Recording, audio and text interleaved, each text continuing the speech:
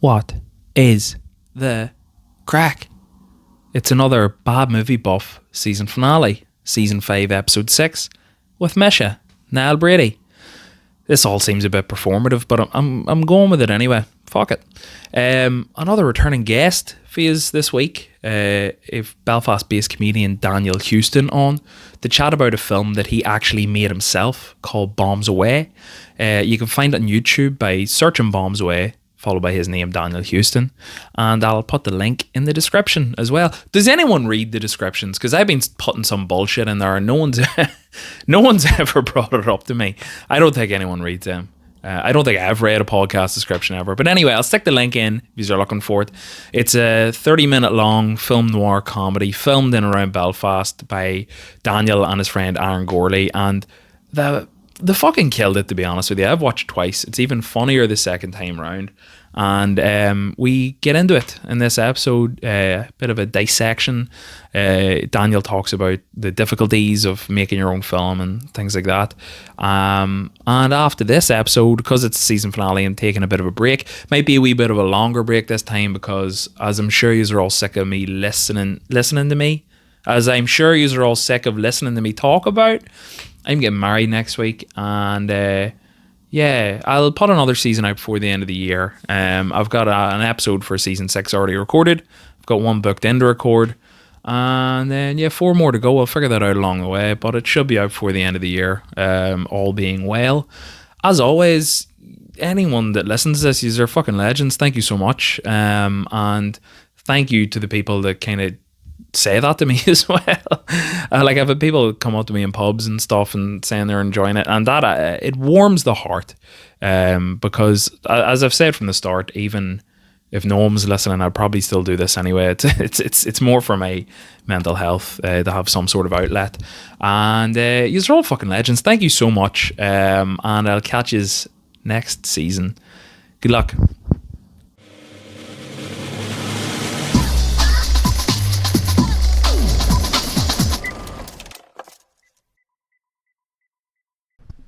Right, that's us now. What's the crack? Yeah, cooking. We're away. Keeping well. Yeah, I'm keeping well. Yeah. I'm very happy to be back. Yeah, second time in Uri, but yeah, starting to pick up the accent in the whole. Genuinely, probably my second time ever in Uri in my life. Yeah, I was laughing. I was listening to, I think it was it was the Dolecast. I was listening. I think you had Dinsey and Soupy on. Yeah, you were saying, and I was thinking it the last time you came here. If you weren't of this community, the amount of tricolours that were outside the house the last time, like, this is like a very like Republican part of town, like, and there's like a hunger striker memorial a few doors up there as well. Nice, actually, nice. I think it's that way. Like, okay, but nice. I think it was around Easter. You must have been. Because that it was Tricolour Central, and I was like, I don't know what side of the community Daniel's from, but this could be very scary for him. Like, you know.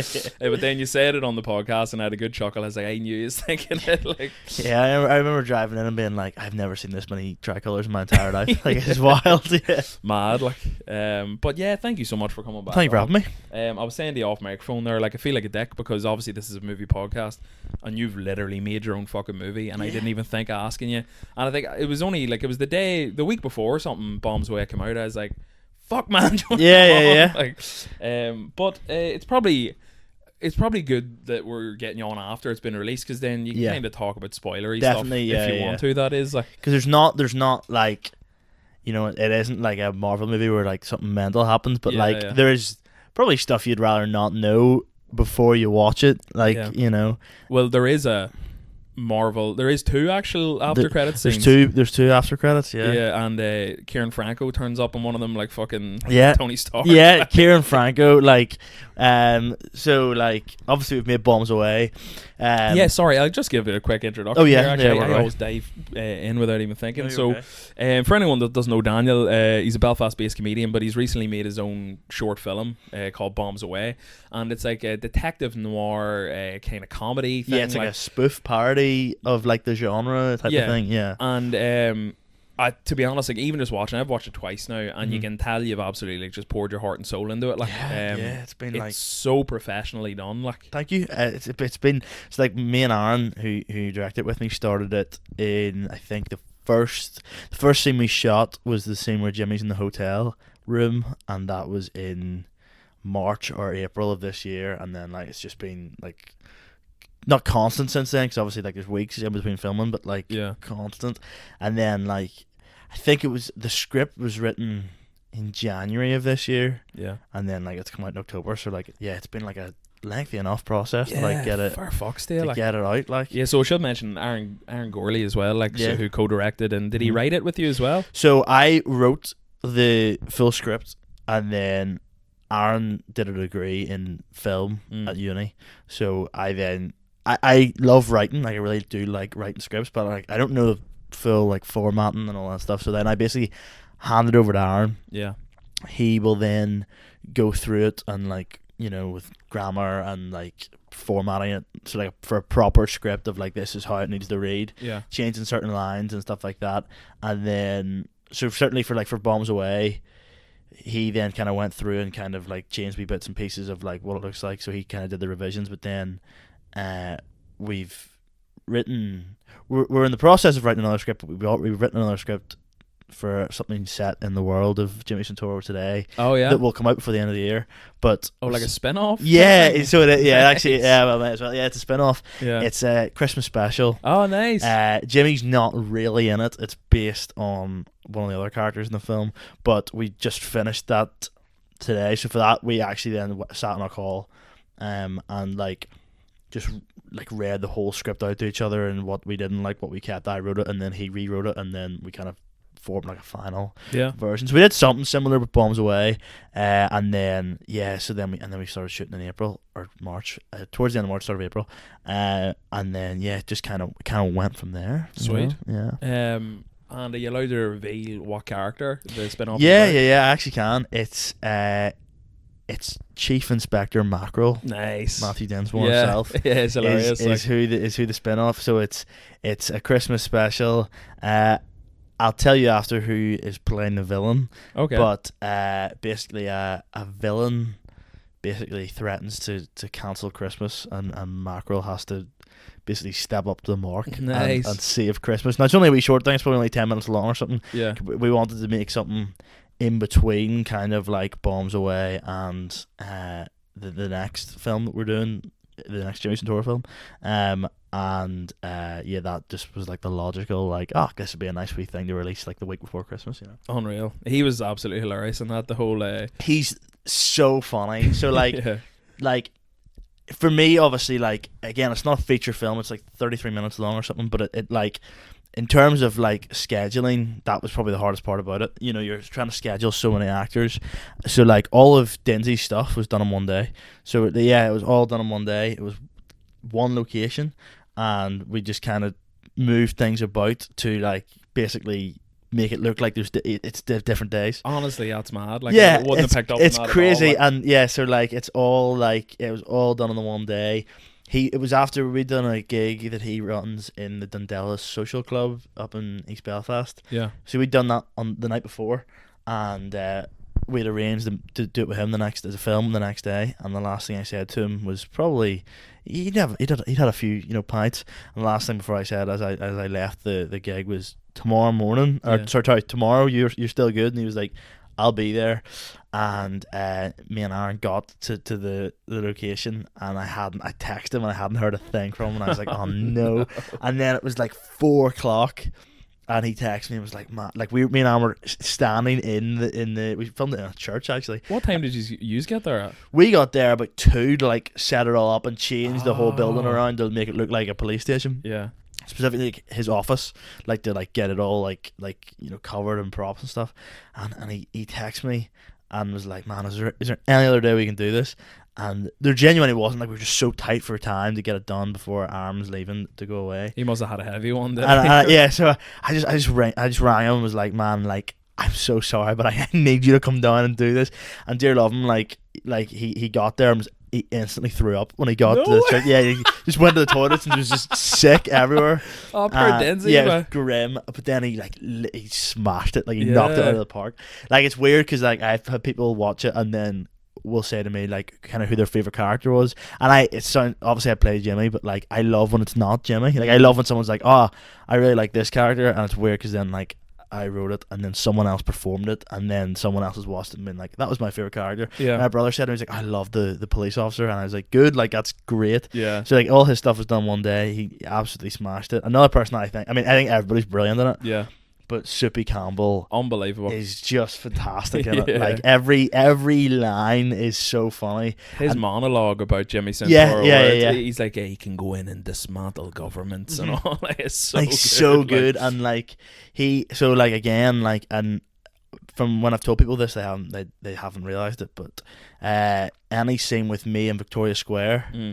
And fucking Adam laughed out loud at that. Yeah, by the way. yeah. Sorry, like Victoria Square. Yeah. Yeah. Any scene with me and her and Adam and Soupy, we were never in the same room. Yeah. So me and Ella, who plays Victoria, we filmed our stuff, and Adam and Soupy were never there. So Yeah. like the shootout and all, like totally different days. Like they were like a No week way. apart. Yeah. But I know it is like, it's one of those things, like it's obviously like the fucking magic of editing. Yeah, Like, but yeah. when you actually, like, someone tells you, you're like, oh my God. Yeah.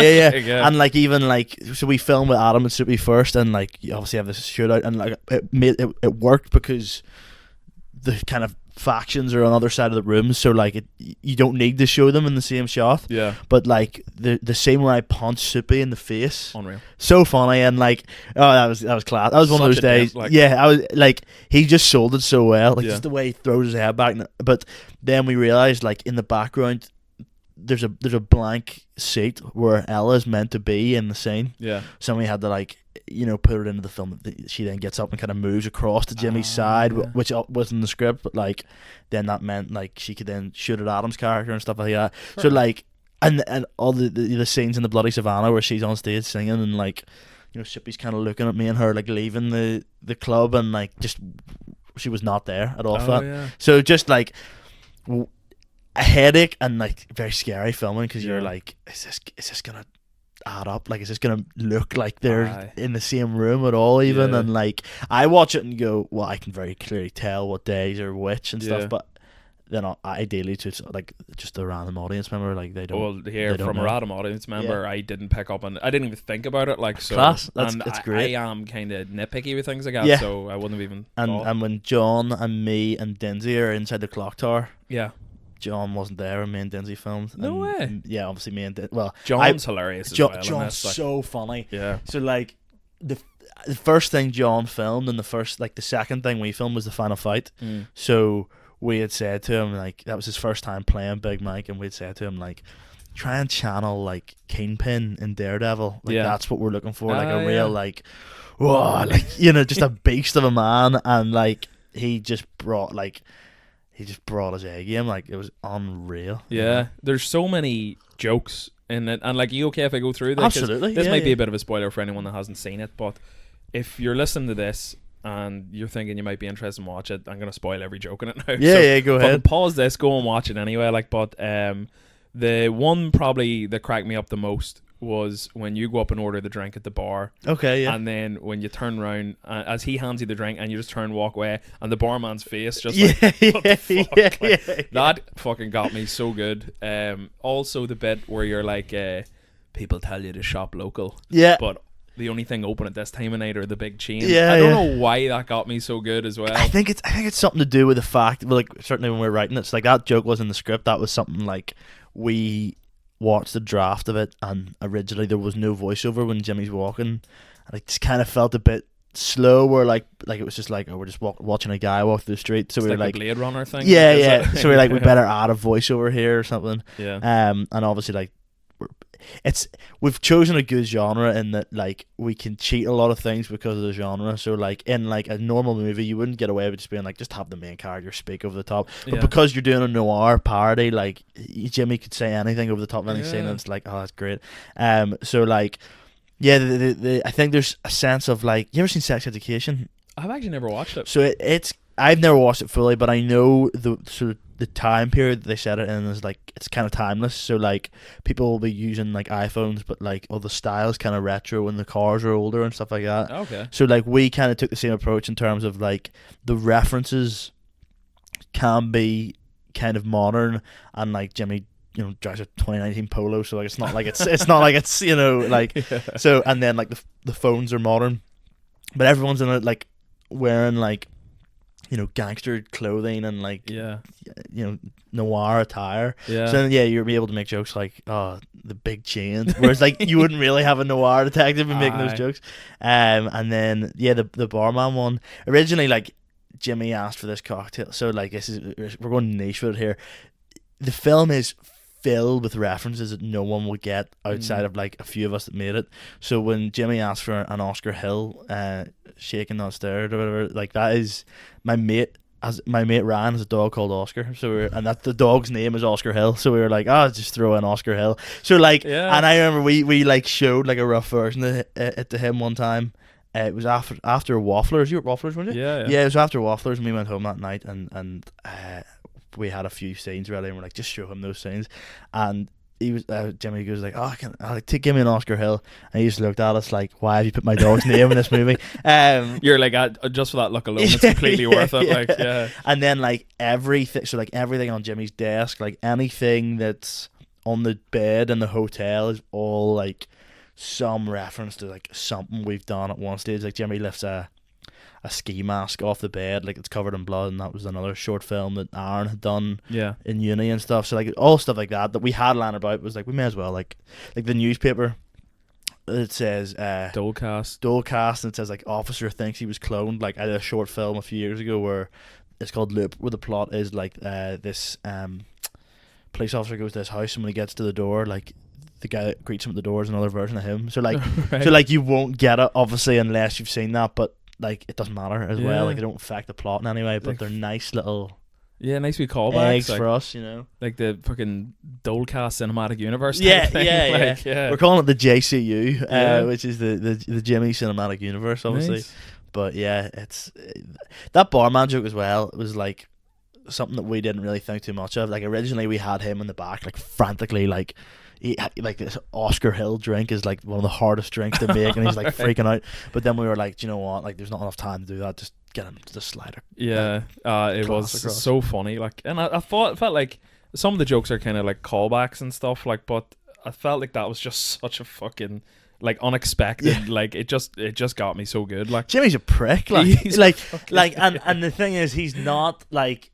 He's not an inherently bad person, but he's just oblivious to people around him. Same with the joke with the tissues, where like he goes to hand, he goes to hand Victoria, or like he takes the tissues when she's crying, and then he just dabs his face. He's like, "Oh, sorry, I didn't know you wanted one," and then he goes to hand it to her, and the packet's done. He's like, "Sorry." Class. So like, he doesn't take a moment to like think about, oh, maybe I could do this for this person. But you can see actually, and I think this is important, that he thinks about it afterwards to an extent. So like after she gets up, he kind of looks to the side as if like, I probably could have been a bit nicer to her there. Yeah. Or like when Mackerel like says he'll stay behind to like look after the bomb, and Jimmy's like, are you sure? And he kind of puts his hand on Mackerel. I think that's a really nice moment in between the jokes of like, oh, he actually kind of cares about these two, Yeah. because you can go the other route of just like a pure slapstick the whole time. But then I think like I enjoy that there's stakes in it as well, 100%. Like, the Mackerel. I thought Mackerel had died initially. Yeah. The first time I watched it was before it came out. I was doing like a test fucking thing. Yeah. But I think I said to you, like it was the day after I come home from my stag, and my head was so up my own arse. It was unbelievable. Then the second time watch, I was like, why did I think that? Like, Well, my brother said to me, I watched it with my girlfriend as well, and she, like Mackerel puts the bomb down on the window, and he kind of goes, and my girlfriend turned to me and was like, is he gonna die? And I was like, this is good that you've thought that, because obviously that's what we want. And initially we had Denzi then run out the front of the clock tower and scream like, it's gonna blow, whatever. But then we thought obviously that's funnier than if he announces that, then the audience knows that the clock tower is going to blow up. Whereas if it just happens, and and then he's just, I assume in my head he just was like, I can't do this on this. And he just walked out, or just something like that. Like, just like whatever. Like, I don't know. Another great line by Denzi was like when he rings up his friend from the bomb squad, and he's like, all right, in that case, I'll have 2 fish suppers and a tub of gravy. So funny, because like, why, like, you would know by then that you've ran a chippy, and he's just like, he's so like, I think that was the first time he's acted really or done anything. It's the same for most of us. Like, most of us have not done much, and like, he just, every line, he just plays it so serious, which is just like, he's just so effortlessly funny, and like, class. What was it exactly then? Like, so what was, you studied something like you did like media or something? I did moving image arts at A level, Yeah. and then I currently do media and broadcast production. Yeah. So like at A level, like not that I've done enough to be dishing out advice to people because that's not what I'm getting at, but I think certainly when you're in school, people do a lot of like when they do like a student film, it's always like mental health and serious and you know, like what's this person struggling with, and like even we did that of like, you know, we did like and Aaron will say this himself, he did a short film called The Bloody Savannah, so that's where the name Bloody Savannah comes from. So that's a reference in itself. But like it's basically like Seven, so like I play this detective, and then like the whole twist is that I'm actually the murderer and all this stuff.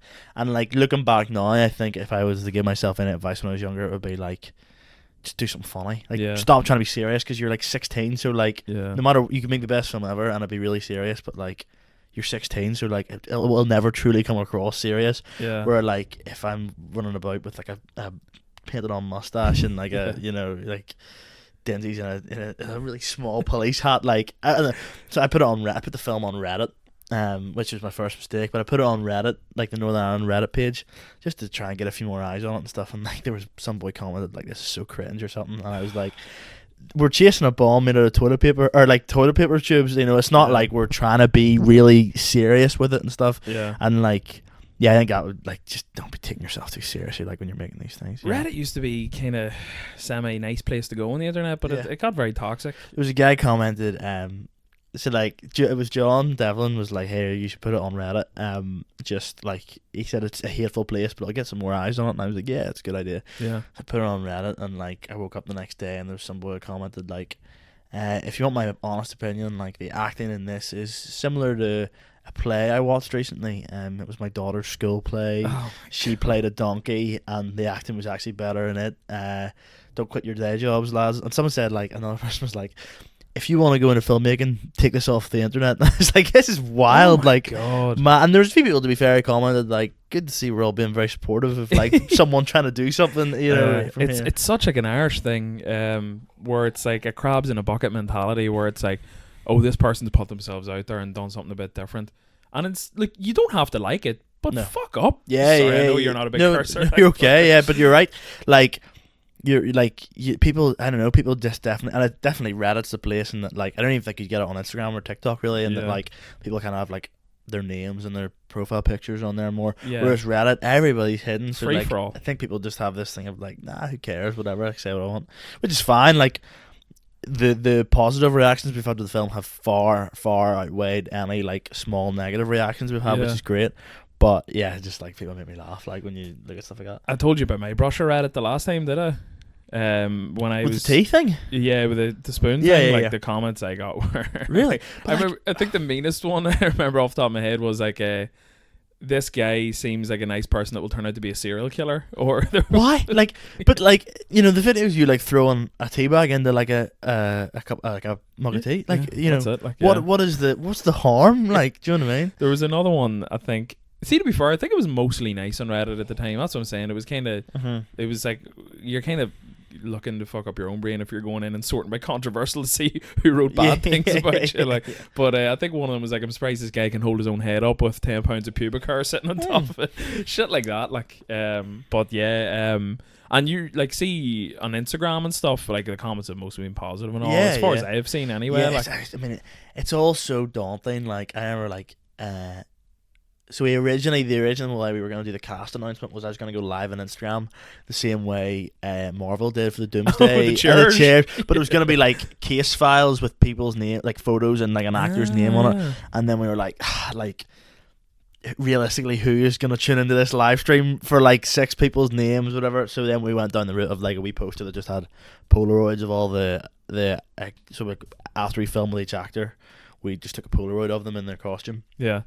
And we tried to kind of keep John hidden at first as Big Mike. And I'll tell you after what our plans are for the second one. If our plans for the second one come to fruition, like that will be a lot harder to hide. But just from like a personal point of view of like, oh, we'd love to post this. Yeah. But then when we like, and even the first trailer he posted, we're like, John's not really in it. Like any shot of John in the trailer is like, there's a shot where he's like choking Jimmy, like holding him above, and like it's only the back of his head, and like we just see his eyes at the end, because we were like trying to create a wee bit of mystery, but then we were like, would also like, we want John to be able to promote this as well and post about this. So then from then on, we just kind of like took the foot off the gas and like put him in everything. You know? Fair enough, yeah. I have to say, I love the wee MCU references you had in there, particularly your hat being Cap Shield. Yes, so like me and Aaron differ on a few things with like when it comes to writing these films. In terms of like, I like Naked Gun humor. Yeah. But he likes it a lot more in terms of like, he really like if Jimmy could click his heels and like rocket boots would come out and like fly into space and use the force, whereas I kind of like I enjoy that, and I think there's like a line for me in terms of like, I feel like if you do too much ridiculous stuff, like the stakes go out the window, because they're like, well, if Jimmy can do anything, then like, you know, where's the tension? Yeah. Whereas that is like the perfect line for me in terms of like, Jimmy's been walking around with a big metal hat on the whole movie, and like no one knows, and like he could have used it earlier, you know, when Shippy's and Adam's characters, Biff and Chip, were fighting Jimmy and Victoria. Like he easily could have taken it off and like shielded them or something like that, or like threw it at them, but like he chose not to. And like I can tell you this all after, but with so many plans for stuff in the sequel of like, then if you watch the first film, you're like, why did he not use it there? Yeah. But like, that's part of the joke. Yeah, like, I think it's part of it. Like he maybe gets one use of it each film or something like that. So like the hat thing was really funny. We couldn't really get it to, like, when we were filming, we couldn't really get it to work, and that like it's just like a fabric hat. So like you're throwing it against the wall, and it was kind of just hitting the wall and like stopping dead. So like we ended up for the second shot like throwing it against the wall and then like reversing it, so it like flew back. And I'm sure you can tell, but I think that's kind of the charm as well, is that you can tell I thought that was the joke. Yeah, and that you can see, and like that's grand, and like the sound of like the vibranium sound flying off the wall and hitting John, and like it flying into the air and Jimmy catching it. Like it probably took us about half an hour to film, really? But like for like 10 seconds in the film. But jokes like that are my favorite ones, because like. And I sort of said to Aaron, like, if my general rule with it is like, the story and action should be good enough that even if you don't find any of the jokes funny, like that will still keep you entertained, like to watch the rest of the film. And I think that's probably my favorite type, is when like the jokes and the action kind of like blend together. So like, when Adam throws his shoe at like takes his shoe off during the shootout and throws it, and Chippy's just like, why, like, is that your shoe, like why, like, and like he throws it, or like when Jimmy like slides the gun and stuff like that, and it's like, because all these characters think they're cool, but so little of them actually are, you know. Jimmy probably does two or three cool things, like the bike chase. Bike chase was the biggest problem in the film, in terms of like, that was all shot at 6 a.m. in the morning. Was that the day after B-Team? Yeah. Because I remember, I'm sure I've discussed in the podcast multiple times that the absolute state I was in at B-Team, but that was before I went off the edge. So I remember you leaving and saying I have to get up at 6 in the morning to film something on a bridge tomorrow. Like, so it was. So John at this point didn't drive, and I had wrote this scene in the film like early doors, and was just like, this could be a fun wee like scene. And I think like the script was just like they chase across the bridge or something, and then me and Aaron were coming to film it, and we were like, this is gonna be a lot harder than we actually thought, because like the crew is just me and Aaron. There is no, and like I think that'll change with the future. Like now that we've kind of not proved ourselves but put it out there, I think it's easier for actors to come on board, because they know what's happening, they get the vibe, but also then people that want to work on it get the vibe of what we're trying to do as well. So I think that was hard to ask people of in the first one, which is why the cast is quite tight as well, and that like it was people that I really trusted to be like, I can tell you exactly what we're going for here and you'll nail this. And so the bridge chase was like, we got up at we wanted to be at the bridge for 6 a.m.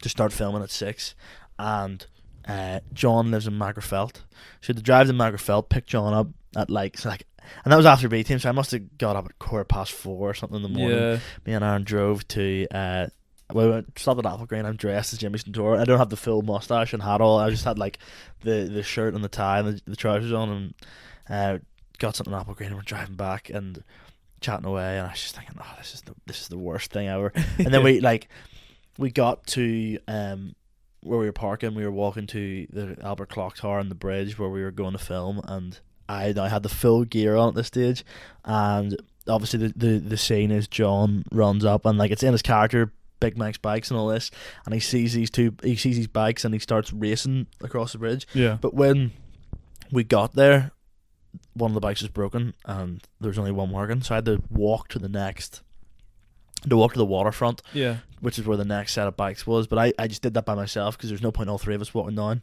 But like I'm dressed as Jimmy Santoros, like brown hat, mustache. Was there many about? Like? There was cars driving past, but then I paid for the bike, cycled it back. Yeah. But obviously there's no cameras or anything at this stage, so like people are driving past and I'm just dressed as Jimmy Santoro cycling through Belfast, no cameras near me. I just must have looked absolutely mental. Or like, what the flip? People probably thought you were one of like, I can get a lot of Instagram like real content of these people that dress like of a different time period and show you that they probably thought you were one of those guys. Like this guy in his fucking doubloons coming up. It was absolutely grim. Like just like, and then we filmed, and then there was like people, you know, if one person walked across the bridge at any point, the shot was ruined, because if we just already recorded the whole bridge, and then then someone just magically appears, and like we attached just iPhones, like duct taped iPhones to the front of the bikes for like those shots where like they're like those Top Gun Maverick kind of shots where they're like attached to the bikes, and I'll put it in the bloopers or something. But we were cycling, and I'm dressed as Jimmy cycling across the bridge, and there was a guy on the bridge. And as I was cycling past, he just went, "Go on, you boy," or something like that. And I was like, "Yep, thanks very much, cheers." And just cycling, just one of those scenes that like I've never been so happy something's done in my life. Like just like, you reckon that was the hardest part of the whole thing? That and filming the bloody Savannah stuff, mainly because of a scheduling and making sure like I'm very cautious of like, if we're filming in public, I'm totally fine, but when you're filming, when someone's letting you film somewhere, so like the bar, the Beehive, were letting us film, and I was very cautious of like the fact, you know, you don't want to overstay. You don't want to overstay your welcome, and like they let us do that for free, and you're kind of like, you don't want to be messing anybody about, or like spending too much time or farting about. So I was always cautious of like even like, you know, we had guns up the stairs shooting and stuff, and like they look real, like they look like real guns. Yeah. And we were always cautious of like, you know, like you don't ever want to be caught in a bar with like guns 100%. And like, so we were always very cautious. Like, right, if any, like we only take the guns out to actually film, and then they're put away again, and like blah blah blah. Yeah. But then that just led to everybody like just walking about with their guns, and being like pew pew pew, like, you know, as you would, absolutely, absolutely. Like, before I forget to say, the other MCU reference picked up on the wrench was Thor's hammer. It was indeed. yeah. That wasn't in the script. That was I think John came up with that on the day of like, that was our friend Ryan's just shed. We were filming something else in it, and originally we were gonna ask a bike shop to let us in for like half an hour to film the final fight. Which, looking back, I'm so glad we didn't do, and that like we probably spent 4 hours filming that final fight, whereas we were gonna kind of like rush through it in a bike shop to like just be like, we'll just get out of your hair and get this done. The payoff of the joke of how shit the shop is, the bikes is, got me as well. Yeah, because like so like Jane just bursts in, and like there's just like 10 rusty bikes sitting there, and then one of them had like a wee 50 quid, and you're like, mate, come on. And like John is so determined of like, and this is kind of, I think a joke that kind of flies under the radar for a lot of people, but like Dick Dingleberry, played by Luke McGibbon, who afterwards it just says like, because of the Clock Tower Road closure, train tickets have soared. So like, even if Big Mike had not been caught, like no one was buying bikes. They all would have just got the train anyway. So like, there's no like, it never kind of worked out for him. But yeah, I can't remember how we got on with that. Thor's hammer. So John just came up with that, and like there was like a wrench and like a bike pumper just sitting about the shed. We were like, this could be funny. And then the lightsaber sound effects when we were like actually hitting each other, and like the sparks flying off it and stuff. Class. That fight scene was probably my favorite day of the film. Like just because that's my favorite type of filming, in terms of like, we're in a location that we can spend as long as we need to here. Like, we know the people very well. Like, they're totally cool with it. There's just me and John in the scene. Aaron's filming. we can't, we can spend as much time as we need to get this done. Because even like as soon as you add someone else in, like I remember like Sippy and Adam had work and stuff, and they're like trying to juggle like their work and stuff around as well, and you're cautious of like right, we need to get this done so that this person can go to their actual job, and stuff like that.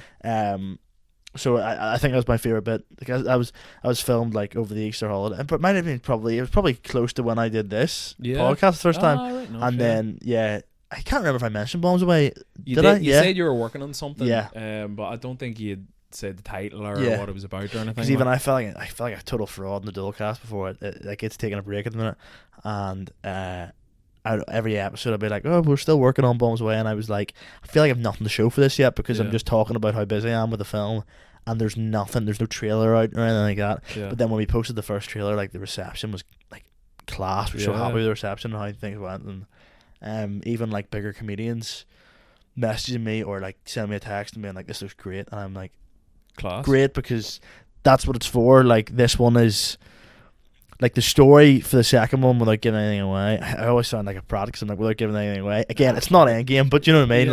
Like we don't want anything out there. It's your Endgame. Yeah, it's our Endgame. We don't want it out there necessarily until it's we've watched it. Even like the post credits scene, like I'll probably post that on my socials at some stage, but I just want to give it another week until like people have had the chance to watch it, and like even like when Big Mike dies, my parents watched it on Friday night when it came out, and they were like they would they'd be like they thought when I shot John in the head it was very graphic, and they thought he was dead, and they were like, we didn't really like when because they thought like Jimmy has gone through this whole journey, and then he shoots a guy dead at the end. They were like, whoa, that's not really what we think Jimmy Santoro's about. But then the post credits, when then like John's got just one eye patch, like he's just taking out one eye. And me and Aaron were talking today. Sorry to interrupt you. It literally happened with Kingpin in the MCU. Yes, it did. And even like the prison jumpsuit that he's wearing, like obviously. There was another issue actually. We filmed that, so that castle is Carrickfergus Castle, that is then kind of like our Arkham Asylum in this universe, and like there's wee signs, and like towards the bottom they were Orange Order flags that we had like CGI out, because we were like, we want it to be totally neutral. We don't want it to be like, we don't want to go the whole film, and at the end it's like boom, massive Orange Order flags. So we were like, we made like custom like metal signs that said like keep out or like keep moving or something like that, and then like had the CG them over. But even like the whole world is inspired by like Batman, and like Big Mike is like our Penguin, like he's kind of the Penguin. I got a good bit of like BTAS, like Batman the animated series. That's exactly. I'm so glad you said that. That's exactly what we're going for. And even like Kieran Franco's character at the end is called Charlie Kent, which is a nod to Harvey Dent. So and that probably gives you a kind of inkling of where we're going to go with his character in the next one. But I don't know. Just it's. People that I wouldn't have expected to have come up to me or like said to me when I've seen them, like, oh, so there's gonna be another one then based on the ending, and like the ending on the beach has nothing to do with where we're going next. That's just another case that Jimmy's gonna do, and then like the next film could be set like close to a year after, but like, and I'll tell you it all after, but we know exactly where we're going with it. We've a role for you. Oh yeah, class. Yeah, we have a speaking role for you in it. Nice. So we do, and we're just like. It's kind of opened up a lot of opportunities in that you can take it further with, like, there's an action. I'll point to something off camera here because you have it in this room. There's an action set piece at the start that takes place on one of those. Nice. But like a big dildo that I have in the fireplace. It's that's a long, crazy, big man. long scene. But there's an like right at the start. So like already we're like, how are we gonna get that film? But like. Also, like that, the like if people didn't hear anything from us for like a year, and then we drop a trailer and like that is in it, and like there's a big fight scene on it, like it'll be like, again, not referring to what you said, but like whatever that what I'm pointing at there. Yeah, no, I get you. Is would be class, and whereas if you tried to do that here, first of all, like if you were to email the people that would have one of those and say, can we film on this, they'd probably go like. No. Whereas if you can now send Bombs Away as like a wee kind of like CV portfolio piece and be like, this is what we've done. We're making another one of these. We'd love to do that, even with what we're filming with the Christmas special. Like, we've reached out to a location and we were able to link them the trailer to Bombs Away and say like, this is the vibe, and they were like, would love you to come down. So like, Sweet. it kind of opens up doors and stuff. But yeah, it's I foresee doing. So we'll be doing the spin-off at Christmas here. That'll come out before Christmas.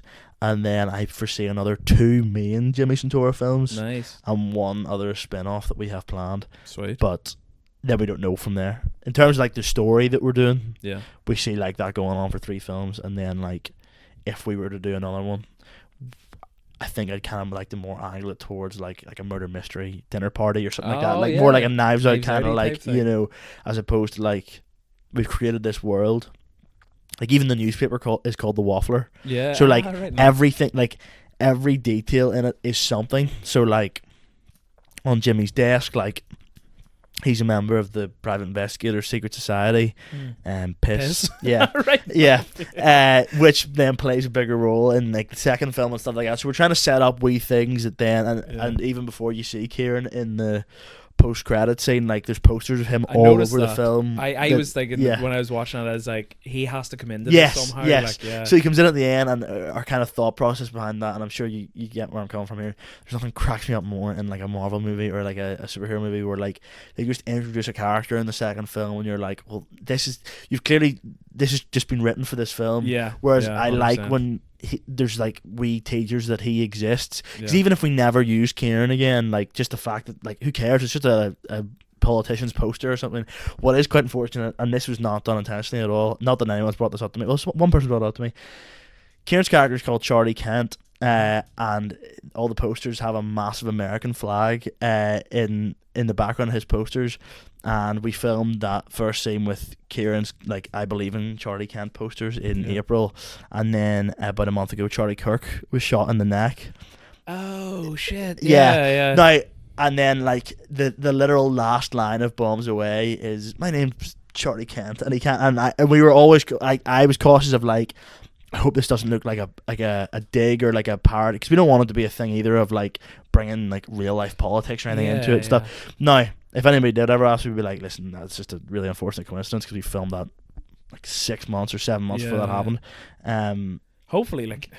But I don't think anybody would. I think like, once that's explained, people have a bit of cop. Like I think the internet has made people kind of run a bit rampant, where it's like you like, oh god, I almost sounded like a fucking, you can't say anything. Yeah, but I mean, like people are so divided at the moment, where like even something as like innocent as that, people will be like, oh, you try. What do you mean? Yeah. Where it's clearly just we're parodying Harvey Dent, Charlie Kent. You know, there's no like, there's nothing else to it.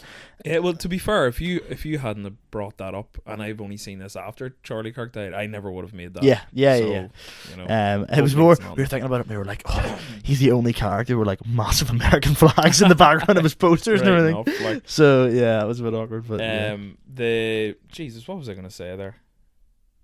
I don't know. I've lost the plot. Nice. But the Denzi spin-off, I think.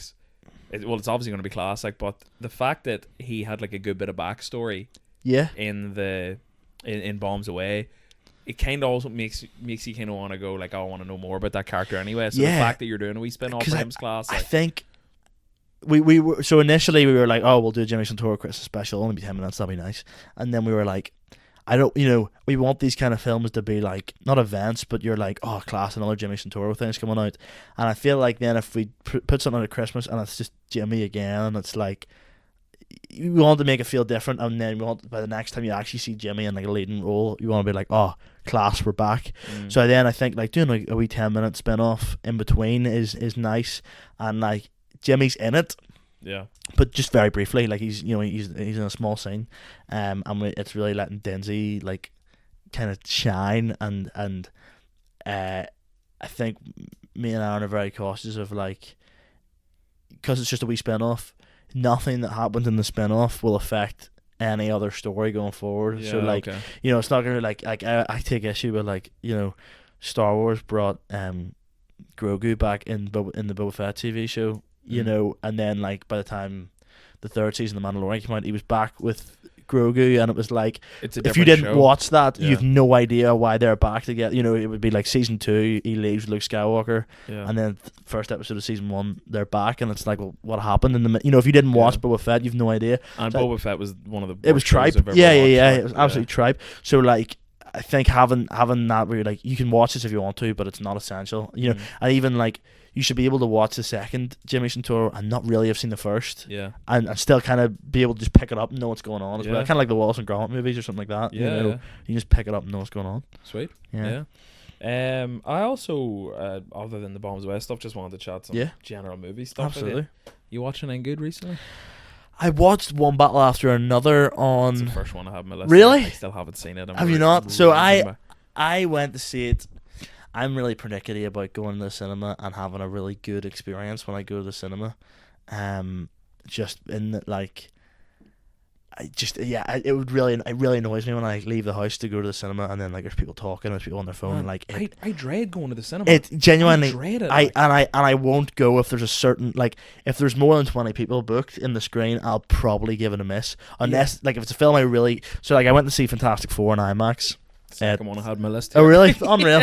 I went to see Fantastic Four in IMAX at Cineworld, and I went to see Superman in IMAX at Cineworld, and those are ones I'm like if there's a film I really care about, I'll make sure I'll pay like for like a Cineworld IMAX screening, like, because I'm like it's more expensive, and only people that really care are going to those shows, especially if it's like opening day. Yeah.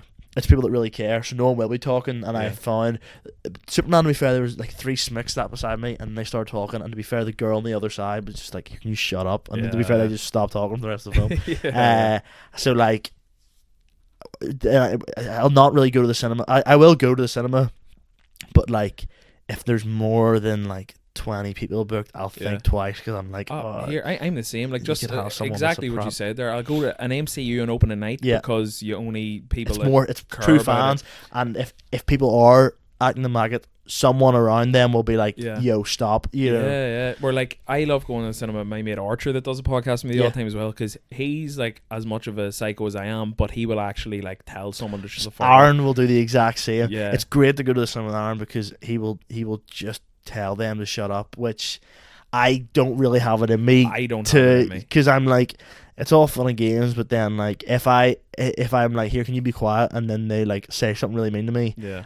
I'll be thinking about that for the rest of the film. Oh yeah. 100%. I'll be like, man. "Oh, I can't enjoy this at all anymore Yeah. because now I no longer feel comfortable." Even if I ask someone, it's happened before where I've like for example, went to see Jurassic Park for like the 30th anniversary. It was Yeah. back in the cinemas there, and there was some wee fella. He wasn't kicking my seat, and there's no way he could have known this is affecting me, but he had his feet up in the seat next to mine. Yeah, And in the Omniplex in the area, it's like yeah. which he can't hear, but it's right in my ear. Yeah. So I like, and Archer was there with me as well and slagged me off on my own podcast about it, saying Yeah. that I shouted at an autistic child. That didn't happen. What actually happened was I turned around and went, "Oh, here, man, sorry, will you stop that?" And he was like, yeah, no problem. And that was Yeah. the end of it. Like, Yeah. but even that small confrontation, I was sitting there like thinking about it, and Yeah. then not watching the film. You're not watching for the it. film. I'm sitting there going, It's happened to me so many times. Where I went to see Baby Girl. You know, it was a Nicole Kidman film that came out like 6 months ago. yeah, it was wild. it was like her seeing a younger fella. Yeah, or it's something, very, very raunchy and crude. yeah, But me and my girlfriend went to see it, and like there was a group of like probably 4 women behind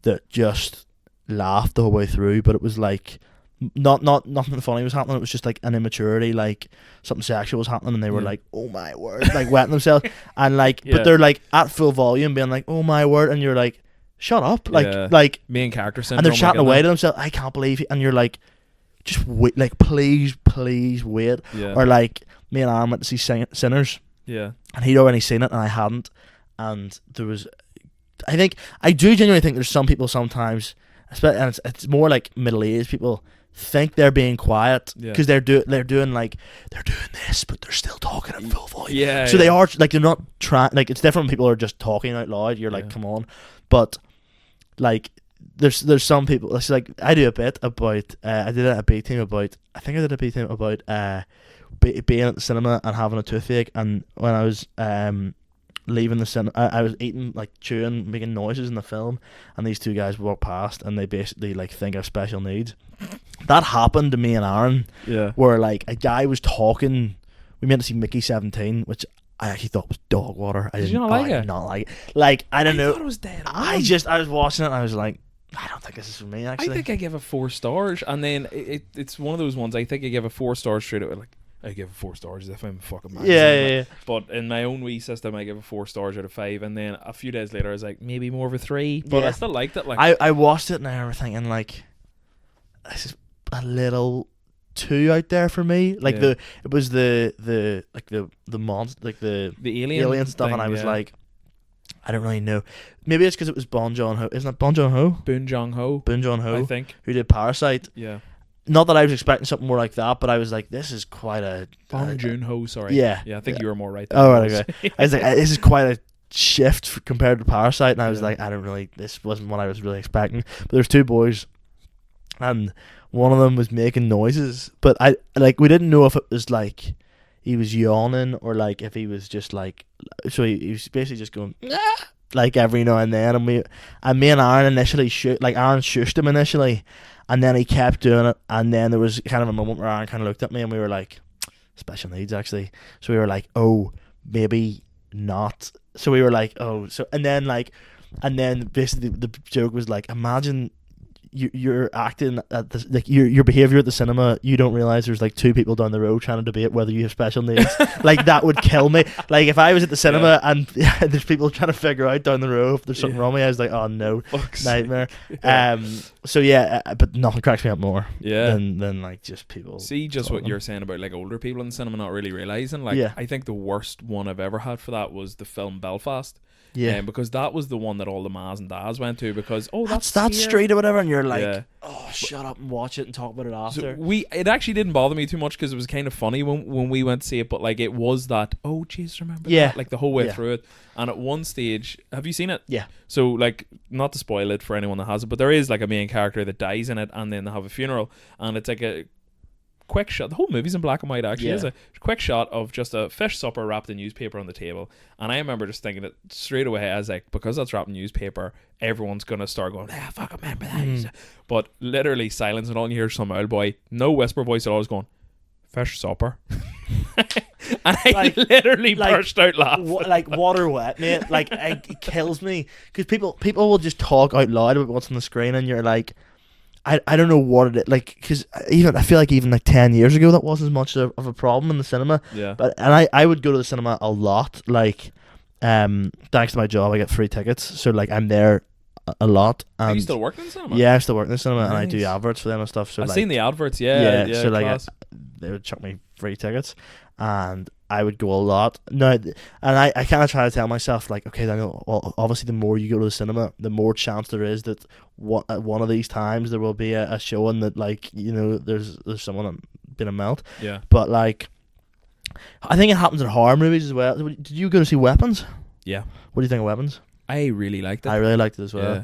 And there's people behind you, like, I think there's certain films become like a viral thing on like TikTok. Weapons is definitely one of them, where like everybody just was like, oh my goodness, Weapons is the scariest thing ever. Yeah. So then you just have people going because they've seen it like on social media, and they're like, People let's that see what this normally is wouldn't like. go to the cinema. Yeah. Yeah. So then they almost don't know how to behave when they're at the cinema, and you're like, 100%. bro, chill out here, Yeah. stop talking, wait until after. See what you're saying there about it maybe not being the same 10 years ago. I've weirdly thought about this a lot. Yeah. I think it's always been this way. Yeah. I think I've changed. I think when I was younger, or 10 years ago, I could have handled a bit of chat or someone's phone on in the distance. But I think I've just got so irate about the smallest. Yeah, because I don't it's know an if you're the experience. same, It's an like, experience. You're going to watch a movie like one battle after another. Which is we got on this.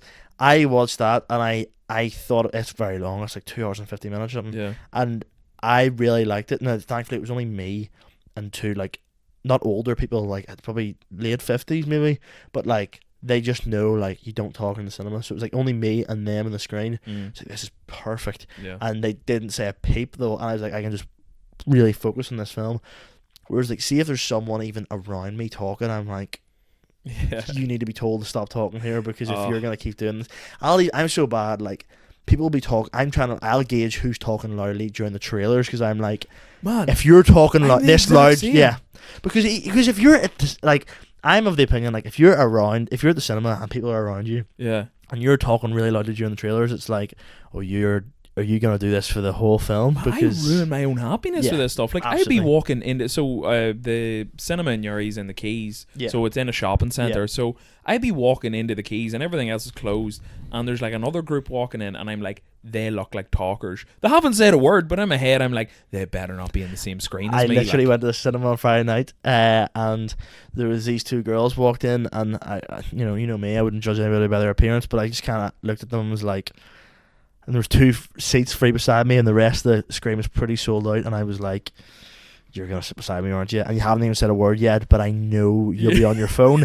and I know you'll be talking, and were they talking on their phone? Yeah, you can kind of just see it in someone, like, you can just see it and go, you've no respect for the medium here of cinema. Why do these people go to the cinema, but that's, and like, that's why I really do, like, I will debate right up until, like, I will check the screen online right up until the last minute to buy my ticket, to be like, because if it's packed, and I go and there's someone talking, like, that's ruined. Like, let me ask you this: so, like, if I'm going to the cinema with Aoife, like, that's the only person I go to the cinema with. I haven't made the jump of going by myself yet. All the time. I'm scared. I'm scared. I said this to Heather Anderson as well. She said she does it. Like, what was the first? I went to see Twisters. Was the first film I went to see by myself in the cinema. Enough. Yeah, it is recent enough. Because I initially I would have been the same. I would have been like, I don't know if I'd do that. And then I kind of just had an epiphany of like, do you know what? There's things I want to go and see that the people, so like my girlfriend would not be interested in one battle after another. Yeah. Aaron's away at the minute. Like, he would be the main other guy I'd go to the cinema with, and I'd be like, there's some films, like, if I don't just go by myself, I'll not see this. See it in the cinema. And so I'm like, do you know what? And because of the free tickets as well, I'm like, do you know what? I'm going. Yeah. So like, I went to see Twisters by myself, and I remember not feeling sorry for myself. I remember I got my sweets, and I got my drink, and I sat down, and I was like, this is nice. Like, I'm just by myself, you know. I'm happy. Yeah. And like, since then, there's usually smaller films I'll go to see by myself that like wouldn't get a like big release, because I'm like, I can just pop out for the night and watch that. And like, I think it was, what was that? It was called Cuckoo or something. Dan Stevens was in it, and I've forgotten that actor's name. Hunter Schafer, the trans actor, yeah. And they were in it, and like I was like, oh, this is a film that I would not have seen with someone, but like, no, it was a wee bit scary. I would not do a scary film by myself. That's no, like I've never watched any scary films by myself. But let me ask you this: so like, I would go with Aoife. If you're going to the cinema with your girlfriend, are you talking at all? Sure, like, I'm ashamed to say this, the odd time she'd get her phone out. No, and tell me about it, because I've said to her, I'd be like, you put that away, because like, so like, and especially me, you know, you know, the mascot, you know, I can't have my reputation doing. I'm the cinema guy, so I'm like, she'll like, want me to edit this out in case it ruins your reputation? Actually, she'll be like, we were out to see Weapons, and like, she like just got her phone, and she is discreet about it. Yeah, that's okay. But you know, but I am cautious, especially the people behind us. I'm like, how could I ever speak to someone for being disrespectful in the cinema if someone is thinking the same thing about, because they don't know me, they don't, like, we're in the cinema, we don't have a chance to turn around and be like, hey, by the way, if anybody does anything here, it's her, not me. like so like it has to, so I'm always cautious. There was like a mother and daughter sitting behind us watching Weapons, and my girlfriend took her phone out, and I was just, she kind of looked at me, and I was like, put that away. Like, you need to put that away, because like I don't want to ruin the experience for someone else, and like a lot of people don't think about that, and like she probably is just at the time. Now, if I'm the furthest person back, I have no issue checking my phone. Okay. Like, if you know, if I, so like when I went to see one battle after another, the other two people on the screen were like 3 rows in front of me. I was like, I bother no one here by like checking my phone or checking whatever it is, you know, the time or like a message or whatever it is. Like, it was the day after Bombs Away I came out, so like maybe twice in the film I was like, how's Bombs Away doing here? You know, just on the YouTube views. I went to see the Unholy Lands movie. Is it good? I enjoyed it. I went to see it on Friday. That was the one. Those 2 girls walked in, and I was like, "You've just seen the Unholy Lands here. You don't care about the art of cinema." But it was good, and it's interesting to see something like that being made, and it was weird because that and Bombs Away came out the same day. Obviously, they're very different. But both kind of like independent creators from. And I'd love to actually chat to your man Paddy Duffy that directed it. Has he done much else? I actually don't think. I think it was certainly his first feature, I think. Cool. I don't know much, but I might give him a message to say, listen, I'd love to chat to you about it, because even in terms of like, you know, it was finished a year ago, Mm. and like the distribution process of getting it in the cinemas is probably quite extensive and Yeah. frustrating, I'm sure, as well. Yeah. Um, Would you ever think of and I can edit this part out if you don't Yeah, want to yeah. talk about that type of thing, but we were talking briefly off camera about doing like a public screening of it. yeah, Would you ever do it in like a bar or something? Like, I'd or- probably see. I'd be so like, even people have already said to me, they were like, "Oh, I watched the first 10 minutes of Bombs Away, and then I had to do something, but I will get back to watching it again." And I kind of have the opinion, I'm like, well, if it was in a cinema, you kind of have no choice of like, well, I'm here now, so like, Yeah. I'm kind of and that's, I think, an issue with, they talk about like what's it called, like second viewing or something with like Netflix programs where like second screening. second screening, Yeah, because yeah. like you're on your phone for the first bit and then you hear it again because you're just in your house, you're not on a cinema. Yeah. So I do think there's I would like to do some sort of screening. Yeah. Definitely I think for the next Jimmy Santoro we will definitely screen it Yeah. in a cinema. I'd probably try and gauge what the especially if we can screen it early for people that would want to see it like Yeah. as soon as possible, because I do think, like, it sounds stupid, but like there's definitely an audience for it, and that was something me and Aaron were concerned about, was like, what if we make this and 20 people watch it, and we're like, who cares? Like, You're over 1,000. we're like 1,350 or something. Unreal. We had that goal. We wanted like 1,000 in like a couple of months, Yeah. and we hit 1,000 in less than 3 days. So That's we were like, class, oh, like. we have smashed the goal. Yeah. And like, I'm not really promoting it much anymore, in terms of like, I don't want to like really shove it down people's throats and like, oh, what is this guy doing? Yeah. So like, I'm kind of like taking the foot off the gas a wee tiny bit with it, and it's still getting like 100 views a day on YouTube, and we're like, we're Unreal. so happy with how it's Yeah. doing. So then I do think then, like, and even with this Christmas special, we've kind of set the bar of like, it doesn't have to do nearly as well as Bombs Away, because it's just a wee 10-minute spin-off, you know. Pressure's off. The pressure's off. We've done the hard work. You know, it means we can kind of do different things with. I nearly said the name of the second film, oh, yeah. which we're not revealing yet. But it means we can do different things with the second film and not have Two to worry. bombs, two away. Yeah, yes, Bombs Away 2. That's what it's called. Don't want to give anything away. But yeah, so like, we'll definitely do a screener or something for the second one, and probably do like a double bill. But what would be nice, I think, if it was like Bombs Away, the Christmas special, but like that's kind of the intermission. So like, we'll Yeah. play that for 10 minutes, and if you want to go out and Yeah. go to the toilet or like get something else to eat, like That'd be that's kind of the class. time to do it. And then we'll have the second film, which I think will be a lot longer than Bombs Away. Cool. I think at the minute it's probably looking like 45 minutes to an hour, probably. Yeah, sweet. Which I think would be, there's just more of a story to tell Yeah. this time around. Cool. I sound like a flipping loser, No, being you like, guys, don't, there's more of a bit more of a story to it, you know. But I know what you mean. Like, it's one of those things, and just even from our conversation alone, I think me and you have a lot in common in terms of mentality Yeah. with cinemas and stuff. Like, but absolutely, it's one of those things. Sometimes I come out with sentences in this podcast and I hate myself for it. Like, and then you realize like no one else is thinking. Yeah, the yeah, same yeah. way. Like, but nah, Absolutely. fucking. It's like, as I said, like, I've watched Bombs Out twice and it's fucking great. So thank you. don't shy away from it. Like, don't shy away from the talk. I mean, now this is the rare occasion, because it's very rare I get to do a podcast with such short turnaround. So this episode's today is what, Wednesday. Mm-hmm. This is going to be out on Monday. Oh, nice. So yeah, yeah. this is the rare time I get to ask them Nice. to promote things you've coming up. Okay, So, yeah. obviously you've Wafflers. Is that the 23rd? We have Wafflers on the 23rd of October, Yeah. back in the Accidental Theatre. Yeah. It's Fancy Dress. Is it? Yeah, it's Ah, Fancy I Dress. can't go in fucking rage. Oh, nightmare. So it's the I am producing again with reading out the questions, hosted by Matthew Densmore and Kieran Franco, Yeah. and then our panel this time is Ian Thompson, William Thompson, and Shane Todd. Yeah. So huge lineup. Yeah. Absolutely come to that. Obviously the first Wafflers is out on Dinsy's YouTube channel if you want to watch that, to like get a gauge of like how you were at the first night. I was at it. Me and Aoife spun down. It was like a Friday night, wasn't it? Yeah, it was. It was Friday night. I have to say it was fucking great. Really enjoyed it. It was interesting because it was like something new, and Dinsy pitched it to me, and I was like, yeah, I mean, that sounds great, but like, Yeah. you've no idea how it's gonna work, really. Yeah. You know yourself, like, my head was fried with the point system. I was gonna say. I was just about to say that. Absolutely. You struggling with the point system was fucking hilarious. So like we went to like backstage after, like, during the break, and I was like, Dinsy, I'm gonna strike you to death. Like, see, and then we came back out after, and he was like, oh, I forgot to say, I can't remember if I told you this during the breakdown, it's double points. And I was like, no, you didn't. No, you didn't. Like, you just did not tell me that whatsoever. You angered angry is hilarious. Yeah. Like, you're like because I am quite a. I can be quite chill and like quite like okay whatever to most things.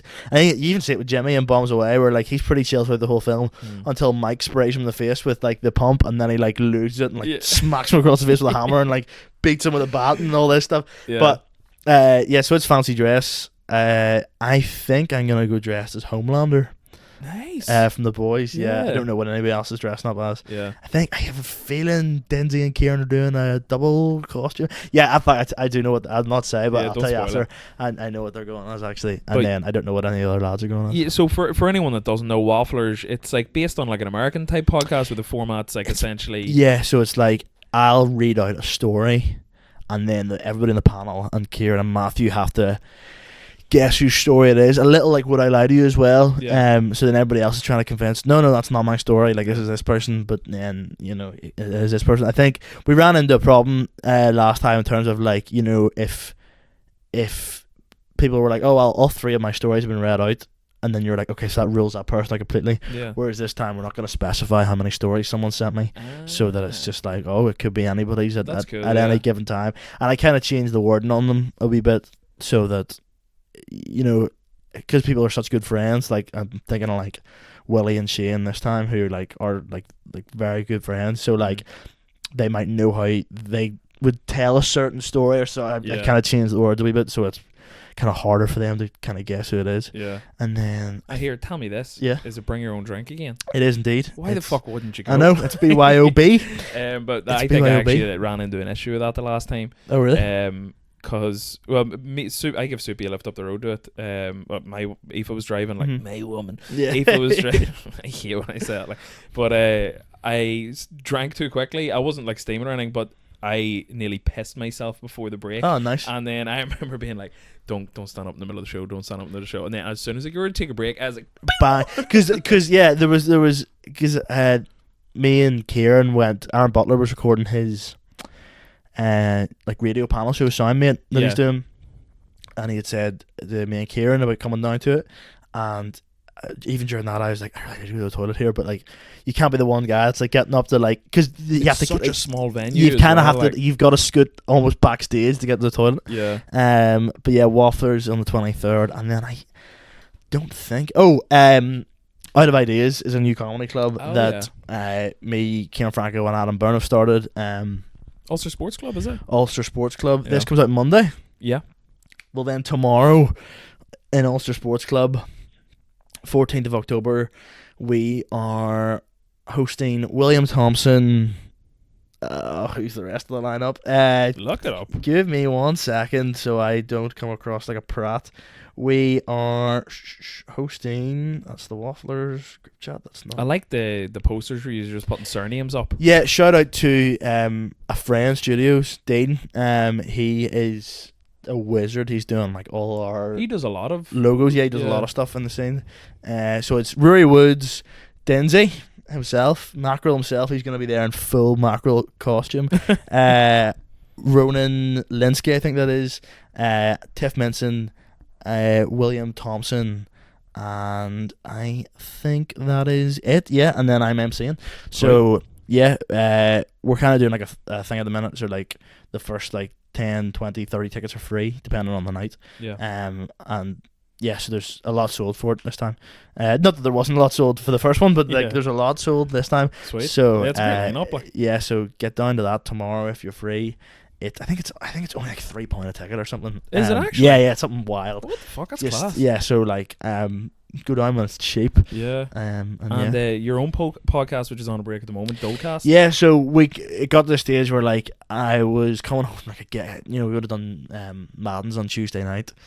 And I'd done a gig at Madden's, and then I'd be like, I've got a podcast done, and it comes out tomorrow. Can I ask you then? So at one stage, then you were working, studying, making Bombs Away, and doing a podcast. And gigging. So then it all just it got to the stage where I was like, something's got to go here. It got to the stage where I was like I love doing the podcast, and like one of the most recent episodes we did before we took a break was Aidan Rafferty from Radio Rufus and Soupy. I listened to that. It was good, and that was a great episode. And if you could do episodes like that every week, I would never get bored. But then we also realised it became kind of hard to like balance a guest every week. So then we switched to like, okay, one guest episode, one solo episode, one guest episode, one solo episode. That's why I bank episodes. Yeah. Well, I've actually, and this is something I've considered at the minute, is kind of, you know, doing them as series instead of, you know, getting like 6 or 7 good guests. Absolutely 6. Instead, I would not end it on a 7. That's crazy. That would fry my brain. You know, instead, because yeah, it just got to the stage where I would be like, all right, I haven't got a podcast done for tomorrow. I'll record that after the gig tonight. And then like Kieran and Adam would be like, do you want to go to McDonald's? And we'd be at McDonald's after the gig, and I'd be like, oh, it's 11 o'clock. I have to go home and record an hour-long podcast, and then edit it, get it uploaded for 12 tomorrow. And it got to the stage where I was like, this is too much. Burnt out, and the closer it got to the Bombs Away release, and I'd obviously stop by then anyway, but I said to Aaron, I was like, see, if the podcast was still going right now, it would be in the worst state it's ever been in, just because it's just such a, you're juggling too much. So I think that'll come back definitely around January time, until probably will be a series until like production until we start filming the next Jimmy tour. So I know. Crack yourself. It's always like production. It's like it's me being like, hey, are you free? I guess, you know. But we're gonna be taking a lot more help on, I think, this time. Sweet. Just so that we can make our lives easier as well. Yeah. But yeah, Dualcast will return at some stage. I must get you on as well. You know, just have a full movie on. Yeah. I love that. Yeah. Well, here, thanks for coming to Newry and doing the episode. Thank you. Thanks for having me. Cheers, mate. Thank you very much.